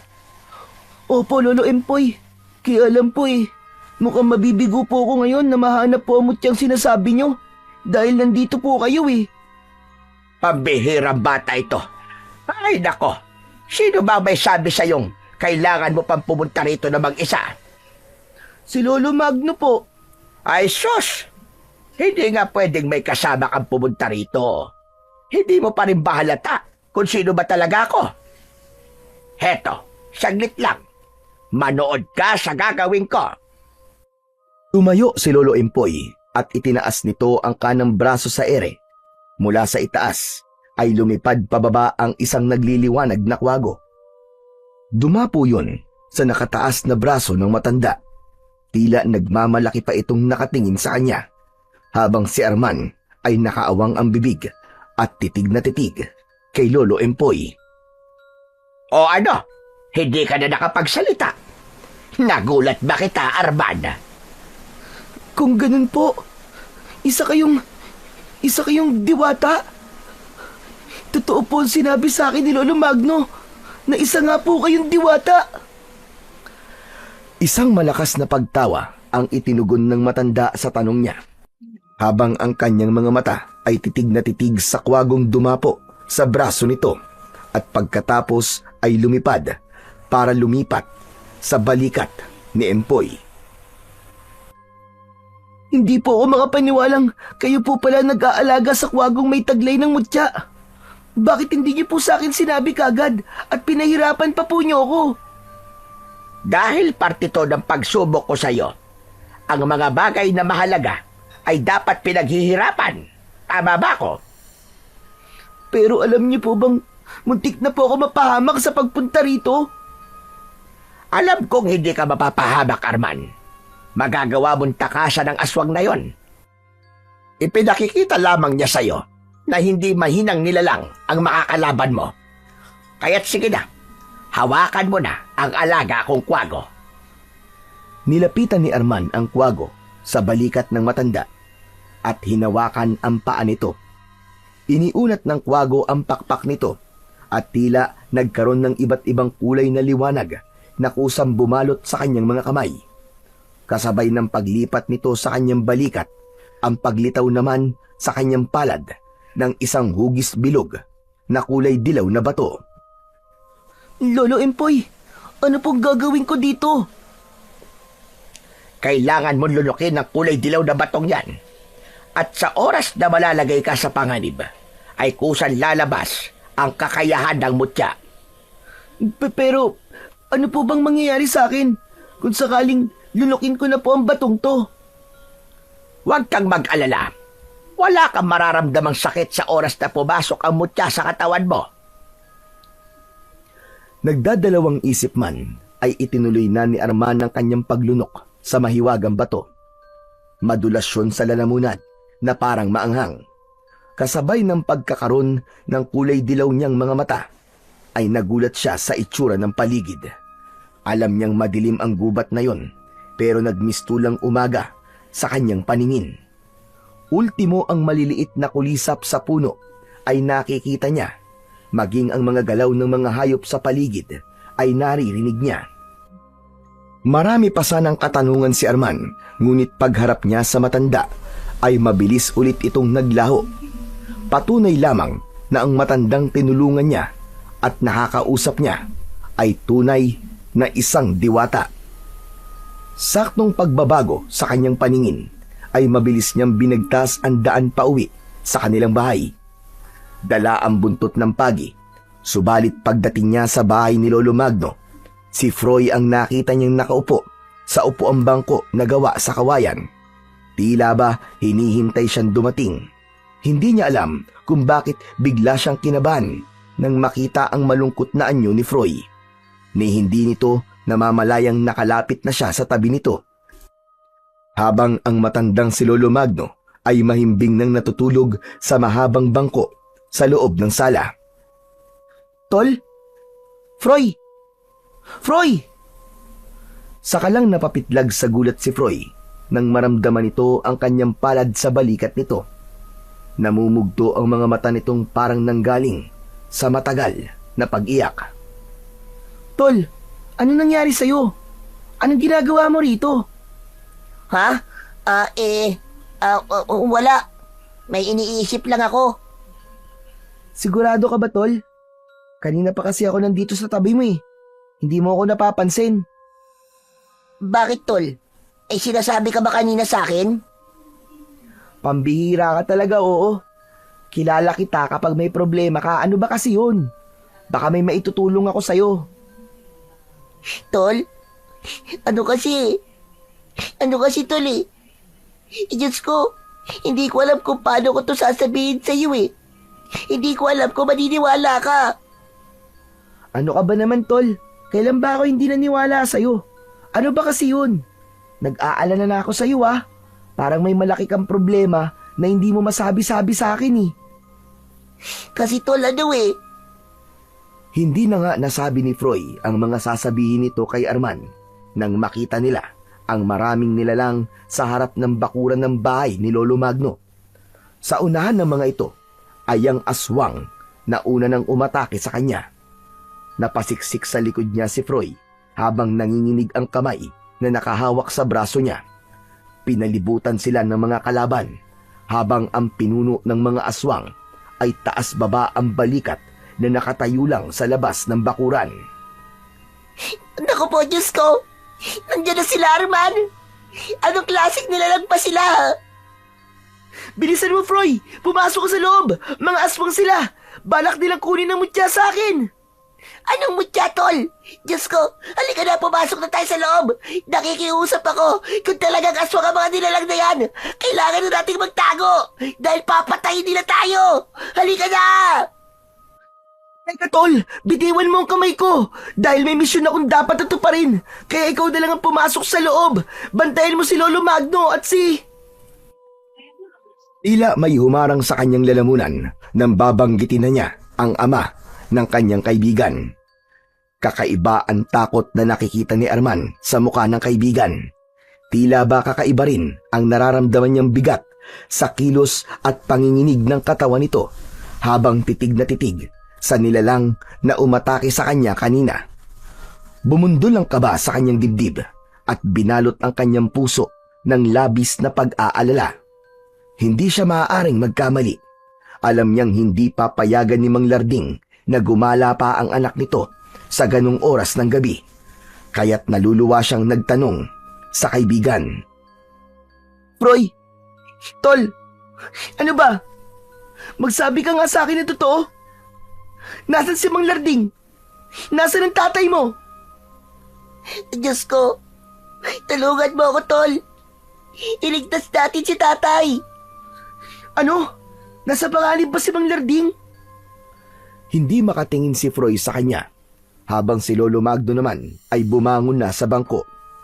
Napahagulgol ng iyak si Froy, kaya naman wala na siyang nagawa kundi ang hilahin ng kaibigan papasok sa loob ng bahay at mabilis na isinara ang pintuan. Naiwan ang mga aswang na tibal sa labas ng kanilang bakuran. Tila ba naghihintay lang ang mga ito sa senyas ng pinuno. Ano ba, tol? Sagutin mo ang tinatanong ko sa'yo. Mabuti naman at nakabalik ka na, Apo. Dumating na ang kinatatakutan natin. Ang manaigang kasamaan para muling pabagsakin ang may tangan ng mutya ng mata ng kuwago. Teka, sandali lang po, Lolo Magno. Pambihira naman, oo. Hindi ko po kasi kayo maintindihan eh. Tama ba ang hinala kong isa sa mga aswang na nasa labas ay si Mang Larding? Froy, sumagot ka! Ang malakas na paghagulgol ni Froy ay sapat na para sabihing totoo ang kanyang hinala. Si Mang Larding, natatay ni Froy, ang sinapian ng kulay itim na usok ng laman lupang isinumpa. At ito rin ang ginawang pinuno ng aswang na tibal. Nangihinang napaupo sa upuan si Arman at naluluwang napatingin sa takot na kaibigan. Tol, iligtas mo ang tatay ko. Natatakot ako. Baka mawala rin sa kagaya ni nanay. Alam ko na kung bakit nawala at kung saan ka nagpunta. Dahil sinundan ko si tatay. At nakita ko kayo.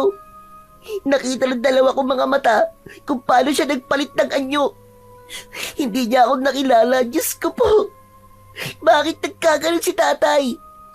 Tulungan niyo ako. Iligtas mo, Arman, si tatay. Iligtas mo siya. Huminahon ka lang muna, Froy. Sa ngayon, ay hindi pa natin alam kung paano natin maililigtas si Larding. Nag-aalala kong baka ito ulit ang maging dahilan kung bakit nabigo ang batang unang nagbantay sa mutya. Tol, tulungan mo akong iligtas natin si tatay. Kaya pala may mga gabi siyang nawawala sa higaan. At kinabukasan, nakikita ko siyang palaging natutulog sa labas ng balkonahe namin.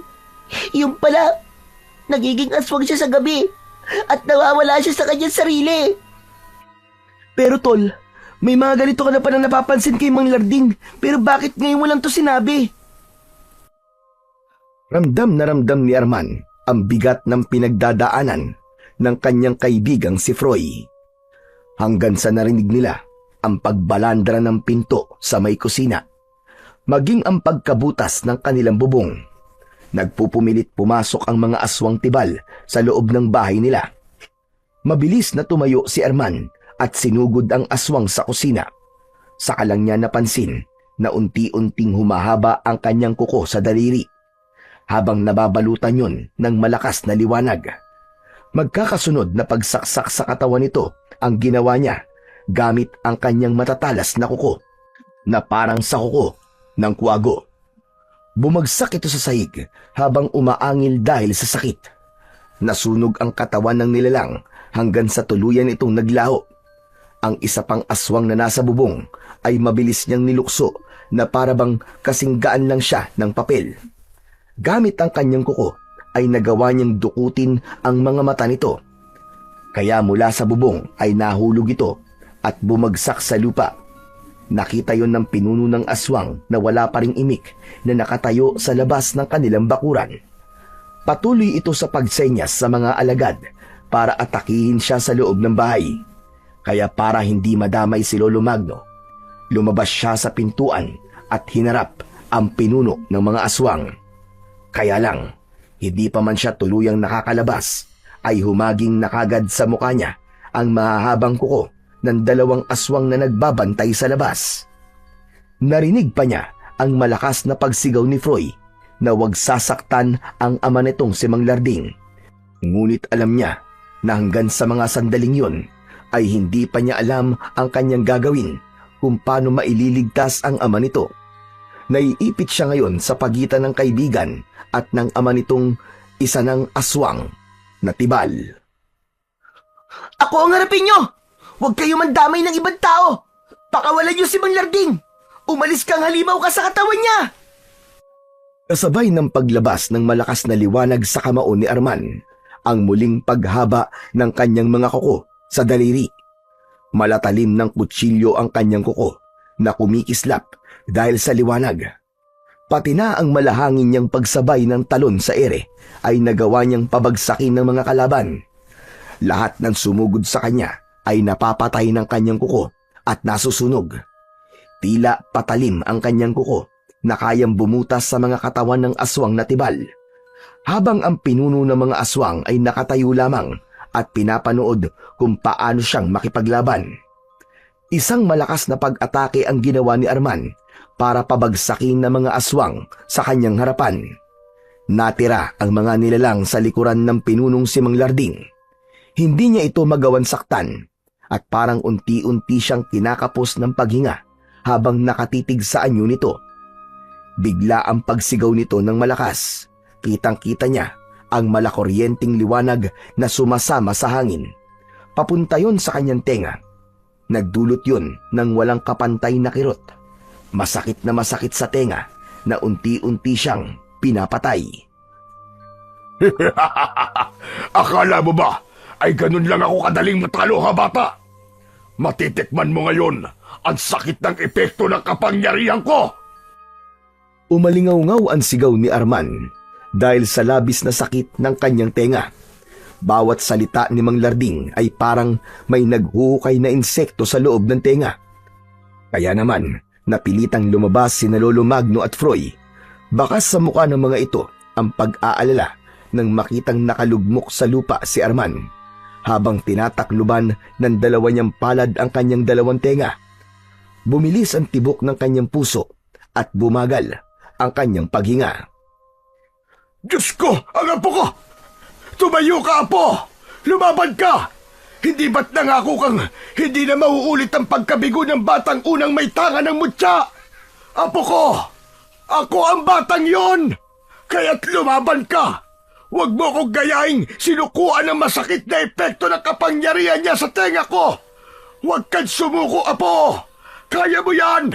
Labanan mo! Pero Lolo Magno, tatay ko po ang pinuno ng aswang na tibal. Nakikiusap po ako. Huwag niyo po itong gawin sa tatay ko. Hindi na siya ang tatay mo, Froy. Tuluyan na siyang nabiyag ng mga aswang na tibal. Hindi ka na niya nakikilala, maging kami. Ang balak niya ay ubusin ng tuluyan ng mga tao rito. Hindi po. Alam kong makikilala pa po ako ng tatay ko. Makikilala pa po niya ako.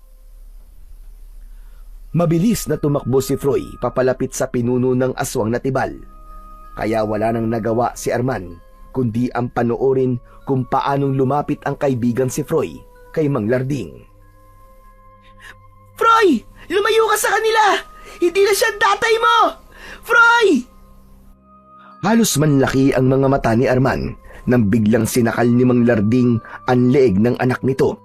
Kitang-kita niyang umangat ang paa ng kaibigan sa lupa habang walang tigil ito sa pagpupumiglas ng katawan. Larding! Huwag mong saktan ang anak mo!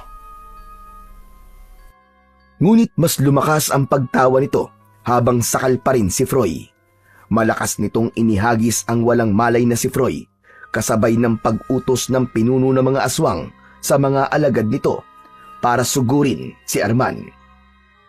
Kahit masakit pa rin ang tenga ni Arman, ay pinilit niyang tumayo para lumaban, habang si Lolo Magno naman ay mabilis na nilapitan ang walang malay na si Froy. Nakahiga ito sa lupa at mabilis na binuhat ng matanda. Apo! Mag-iingat ka! Alam kong hindi mo bibiguin ang ermitanyong nagbigay sa'yo ng pagkakataon para bakasan ang kasamaan ng mga aswang na tibal. Mapapatay mo siya kapag napatay mo rin si Larding! Ano? Hindi ko po yun magagawa, Lolo Magno. Hindi ko po isasakripisyo ang buhay ni Mang Larding dahil para ko na rin po siyang ama. Mas pipiliin ko pong mamatay na lang ako. Maligtas lamang po si Mang Larding. Hindi na hinintay ni Arman na marinig pa ang sasabihin ni Lolo Magno. Siya na ang sumugod sa mga kalabang aswang na tibal habang pilit na nilalabanan ang kapangyarihan ng kalaban. Nagsimulang lumabas ang kulay dilaw na liwanag sa kanyang mga mata at nakita niya ang daan-daan na mga kuliglig na nakadikit sa katawan ng puno. Matalim niyang pinagmasdan ang mga ito gamit ang kanyang mga matang tila nagbabagang apoy dahil sa malakas na liwanag. Parang may kung anong malakas na puwersa ang nagturo sa kanya kung paano niyang malalabanan ang kapangyarihan ng pinuno ng mga aswang na tibal. Tumalim ang titig ni Arman sa mga kuliglig na parang inuutusan niya ang mga ito na lumikha rin ng malakas na paghuni upang makontra ang kapangyarihang taglay ng pinuno. Bumuka ang pakpak ng mga kuliglig na parabang naririnig nito ang ibinubulong ni Arman sa hangin. Kasabay ng pag-atake niya ay tila nauutusan ng mahiwaga niyang paningin ang mga kuliglig at sabay-sabay ang mga ito sa paghuni. Ang nabingi ay ang mga aswang na tibal. Umalingaw-ngaw ang sigaw ng mga aswang habang nakaluhod sa lupa at namimilipit din dahil sa matinding sakit. Nagtagumpay siya sa naisip niyang paraan. Ngunit ang ilang aswang ay patuloy sa pagsugod sa kanyang kinatatayuan. Isang malakas na pagkalmot sa mukha ng isang aswang ang ginawa niya. Bumagsak ito sa lupa habang nagkikikisay ang katawan. Kasunod ng pagkalat ng malaapoy na sugat hanggang sa tuluyang tinupok ng apoy ang katawan nito. Sumama sa hangin ang naaabong katawan ng aswang na tibal. Anong ginagawa mo? Hindi maaari. Itigil mo ang paghuni ng mga kuliglig. Itigil mo! Tama na! Mas lalong umingay ang huni ng kuliglig. Kaya naman, napaluhod sa lupa ang pinuno ng mga aswang. Habang ang dalawa pa nitong natitirang mga alagad ay patuloy lamang sa pag-atake sa kanya. Buong lakas niyang ibinaon ang kanyang nagliliwanag na kuko sa tiyan ng mga kalaban. At sa isang iglap ay napabagsak niya ang mga kalaban sa lupa. Umaangil ang mga ito na unti-unting nilalamon ng apoy ang katawan. Hanggang sa matira na lamang ay ang namimilipit sa sakit na si Mang Larding. Para bang may gustong kumawala sa loob ng katawan nito na pinipigilan ng paghuni ng mga kuliglig. Nilapitan ni Arman ang pinuno ng aswang. Saktong paglapit niya rito para sana umatake ay bigla itong tumayo.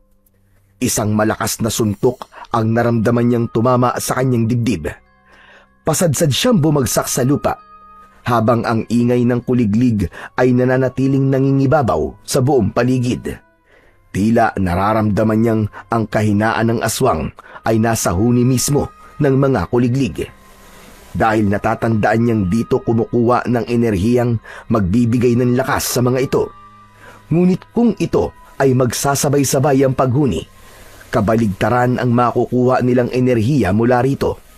Babawiin ito ang lahat ng nahigop na enerhiya ng pinuno ng mga aswang. Mabilis siyang bumangon at gumanti rito ng pagsipa sa dibdib.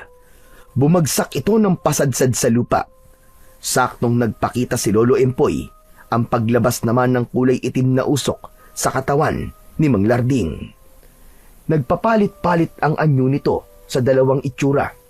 Itsura ni Mang Larding at anyo ng aswang. Tila nagtatalo ang dalawang nilalang sa loob ng nag-iisang katawan.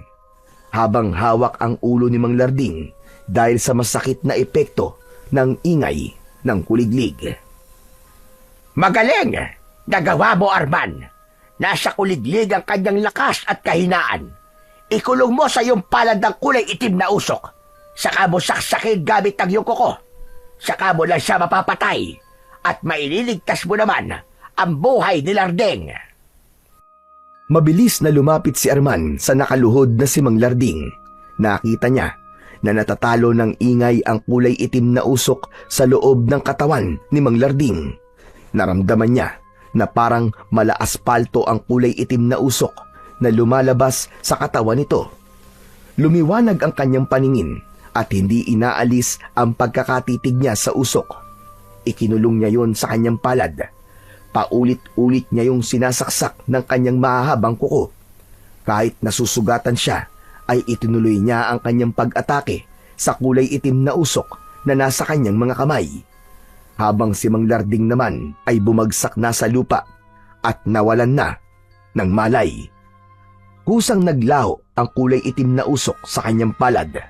Indikasyong natalo niya ang aswang na tibal. Ganun din ang isinumpang laman lupa.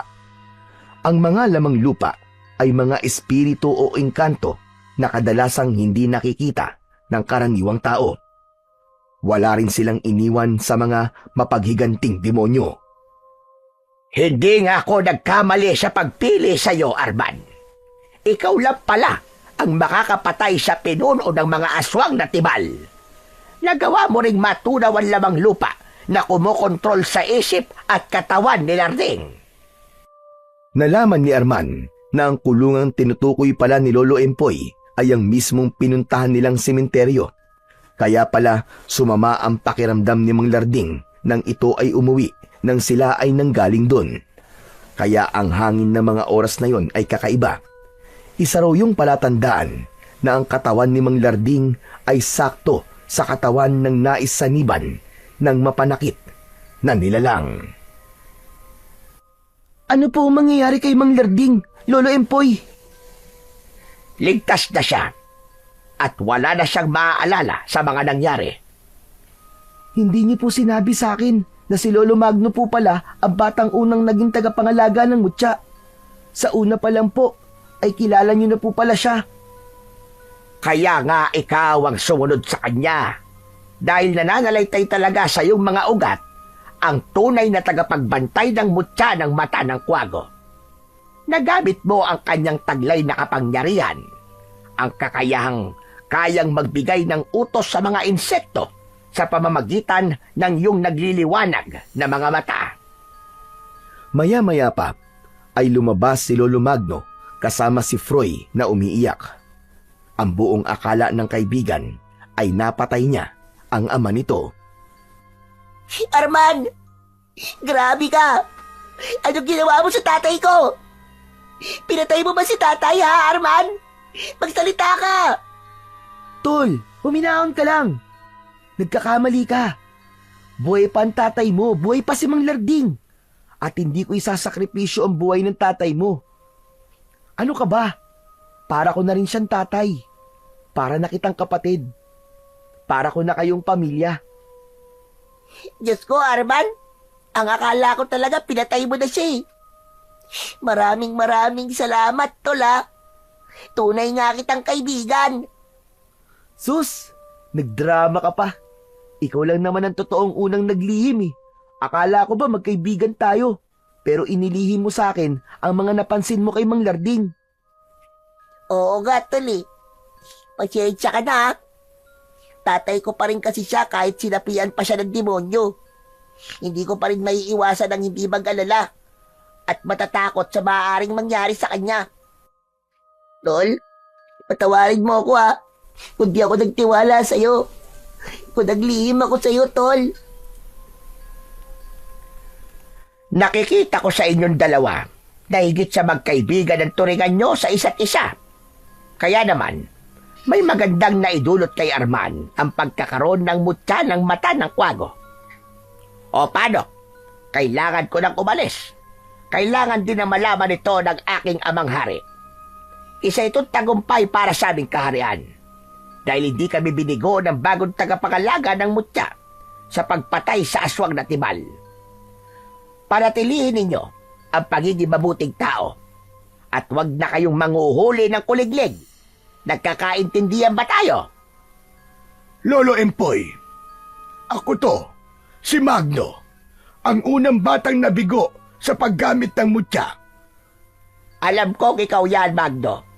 Hindi ka nabigo. Sa halip, ang tagumpay ni Arman ay higit mong tagumpay laban sa mga aswang.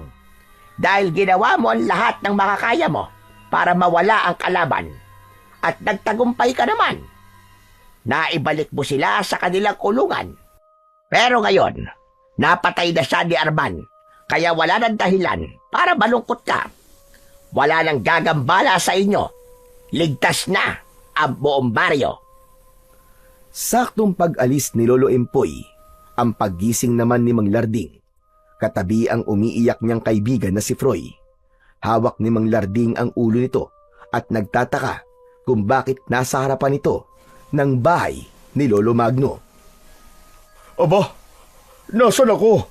Bakit nandito ako? Saka, ano to? Bakit may sugat ako sa muka? Ano ba nangyari sa akin, ha, Froy? Nag-aalalang napatingin si Froy sa gawi ni Arman.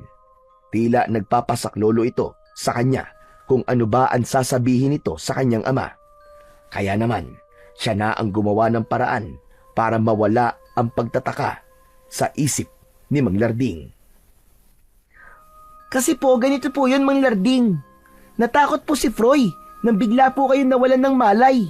Nahulog po kayo sa hagdan nyo at napatama po ang inyong ulo sa baitang ng hagdan. Kaya naman po itong si Froy ay nataranta. Ayun po. At kanina pa pong umiiyak dahil po sa pag-aalala sa inyo. Ay, Diyos ko. Kaya pala nahilo ko kanina. Hindi ko alam na nawalan pala ako ng malay. Teka. Bakit naman namumutla itong si Tatay Magno? Paanong hindi ako mamumutla?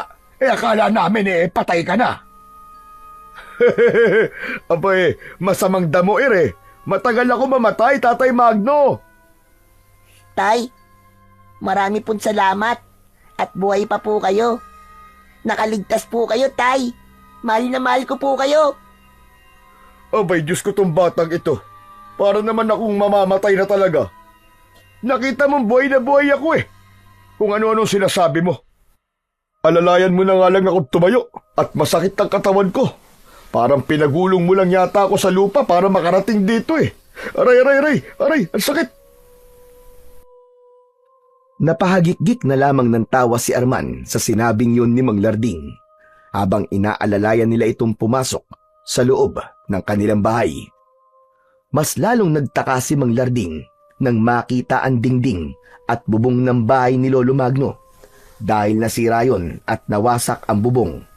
Kaya naman, todo ang palusot ni Lolo Magno upang hindi na maghinala pa si Mang Larding. Ako may gawa niyang kanina. Naisipan ko kasing mag-ayos ng bubong. Ayun, sa katarantahan ko, yan tumagos ako sa bubong. Kaya yan nabutas. Napuno ng tawanan ang loob ng bahay ni Lolo Magno sa mga sinabing yun ng matanda. Kaya naman, nag-alok ng tulong si Mang Larding na siya na ang mag-aayos nun bukas kapag maayos na ang pakiramdam nito. Si Froy naman na walang imik habang hawak ang kabilang braso ng ama ay nagawang pandilatan ng mata ni Arman upang sakyan ni Froy ang lahat ng kanilang mga sinasabi. Sapat nang sila lamang ang nakakaalam sa totoong nangyari sa loob ng bakuran ni Lolo Magno. Nang makaupo ng tuluyan sa bangko si Mang Larding, ay kagad naman na kumuha ng tubig na maiinom si Lolo Magno, Froy at Arman. Halos magkakasabay silang uminom ng tubig. Grabe Para kayong hindi nakainom ng tubig sa loob ng 5 araw Ay nako, kaya pala sama ng pakiramdam ko kahapon. Ay, makakatulog pala ako ng mahaba. Kailangan ko na siguro magpagamot sa doktor. Kasi napapadalas na ang pananakit ng ulo ko, kasunod ng hilo. At kapag nagigising naman ako, nasa ibang lugar ako. Madalas sa labas ng bahay ako natutulog. Tapos ngayon naman, sa loob naman ng bakuran niyo ako nagising. Mabuti pa nga at magpatingin ka na sa Dr. Larding. Ingatan mo ang sarili mo. Kawawa naman si Froy. Grabe ang takot niya kanina Sus, Tatay Magno. Kapag maganda naman na ang pakiramdam ko, magpapasaway na naman ang batang to sa akin. Hindi na po, Tay. Magpapakabait na po kami ni Arman. Di ba, Tol? Ha? Oo naman. Sabay ngiti ni Froy sa kanya bilang pagtanaw ng utang na loob at pasasalamat nito sa kanya. Maya-maya pa ay nagpaalam na ang mag-ama at naiwan silang dalawa ni Lolo Magno. Matagal na namagitan ang katahimikan sa pagitan nila hanggang si Lolo Magno na ang unang nagsalita. Pasensya ka na, Apo. Hindi ko sinabi sa iyo ang totoo na ako ang batang ikinikwento ko sa iyo. Hanggang ngayon ay nahihiya pa rin akong pag-usapan ang kabiguan ko noon. Wala naman po akong sama ng loob sa inyo, Lolo Magno eh. Kahit po ako kanina ay nagulat din sa kakayahan ng aswang. Mabuti na lamang po at bigla kong naalala ang sinabi ni Lolo Empoy tungkol sa kuliglig. At dahil po doon, natalo ko po ang pinuno ng mga aswang. Tagumpay po nating dalawa to. Kaya wag na po kayo malungkot. Napatunayan ko po na tama po ang sinabi nyo na darating po pala ang isang araw na ang insektong akala ko ay walang halaga ay siya pa palang tutulong sa akin laban sa kapangyarihan ng mga aswang. Maraming salamat, Apo. Ipinagmamalaki kita sa lahat. Isang mahigpit na yakap ang isinukli ni Arman kay Lolo Magno bilang ganti sa kabutihan at pasasalamat niya sa matanda. Isang patunay lamang na ang pagiging mabuting nilalang ay isang halimbawa ng pagiging anak ng Diyos. Ang pagmamahal sa kaibigan at pagtanggap sa sariling kabiguan ay may tamang oras para makamit ang totoong tagumpay. Kailanman ay hindi mananalo ang kasamaan laban sa puwersa ng kabutihan. Dudurugin lang din ito sa palad ng isang taong may mabuting kalooban. Manatiling maging mabuti at matulungin sa kapwa dahil ang tunay na mutya ay nasa puso ng taong nais gumawa ng kabutihan. Hanggang sa kasalukuyan ay nasa loob pa rin ng katawan ni Arman ang mutya ng mata ng kwago bilang batang pinili at hinirang na bagong tagapangalaga sa mutya.